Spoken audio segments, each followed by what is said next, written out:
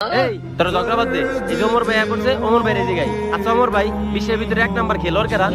আমার জানা মতে বিশ্বের ভিতরে 1 নাম্বার খেলোয়াড় হলো একজনই, যার খেলা একদম মারাত্মক, যার স্কিলস আর মুভমেন্ট কেউ ধরতে পারে না, যে একাই 4-5 জনের কাইট করে লায়। অনেক বড় বড় খেলোয়াড়রাও তার খেলার কাছে হাইরা যায়। যার খেলা দেখার জন্য লাখ লাখ পোলাপান অপেক্ষা করে থাকে, সে হইলো আমার ইন্সপিরেশন আর আমার প্রিয় খেলোয়াড়।